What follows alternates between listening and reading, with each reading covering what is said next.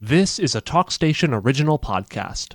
Let's talk about the Supreme Court decision. You know, it fascinates me related to the Louisiana case, and I was really perturbed about how that is being portrayed in the media. That the Supreme Court has weakened the ballot access and the whole voting rights process.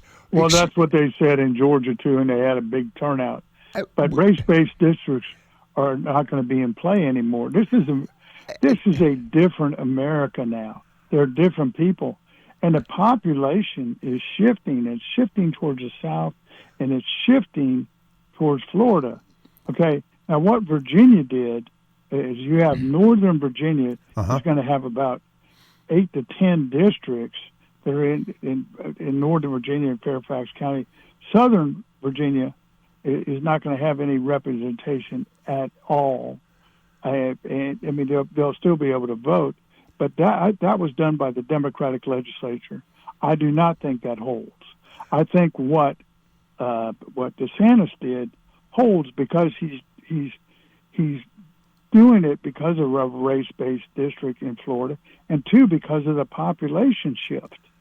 So people that I've been talking to think at a minimum what's going on, there's 12 states right now, and they're red states. They're going to redistrict.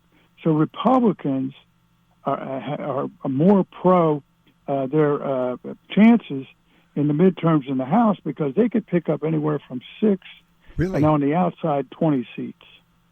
Okay. And you're looking at 12 states right now that are going to do this. Now, Indiana had a chance to do this, but Mike Pence went in. The redistricting was passed in the House, and he got to the Republican state senator that runs their Senate, and they killed it. And I can't understand why he would do that.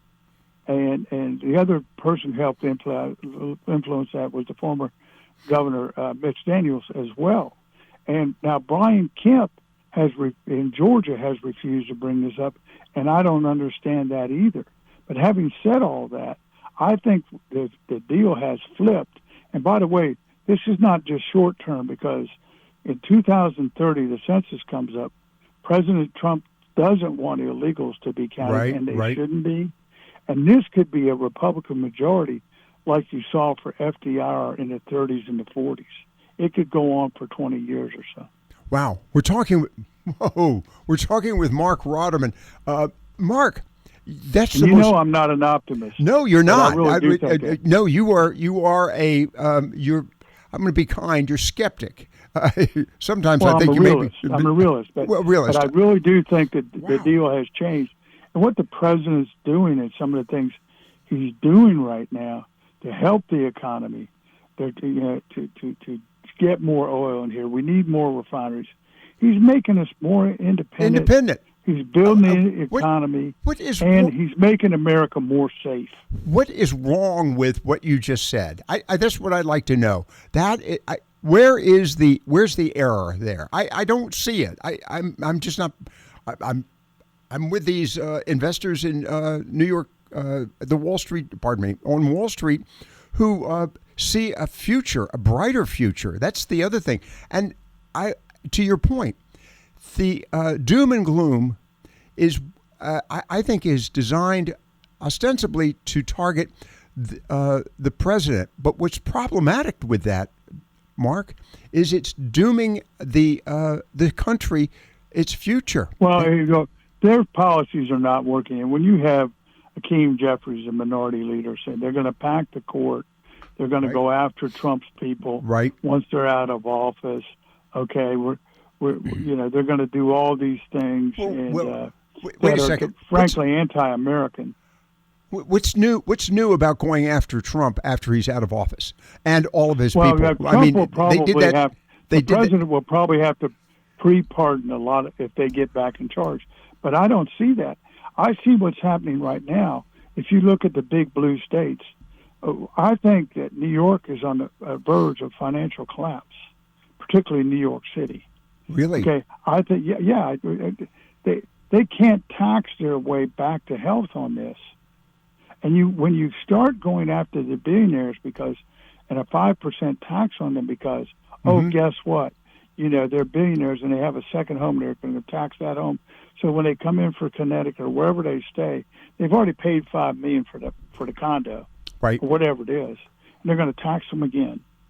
And this little guy's running around, coming up to the guy's condo and looking in the peephole. I mean, it's absurd. Montgomery is absurd. He's a juvenile. He's going to run that city into the ground. And what you're seeing in L.A. right now is people. This guy who was is running on the Republicans or is an independent that's running for mayor may well beat Bass because he's showing people what's happening. He's living in a trailer where he used to live in the Palisades because they haven't rebuilt it. Right, they have not rebuilt it. He showed where she lives, and he's class warfaring them. And people, what you have in L.A.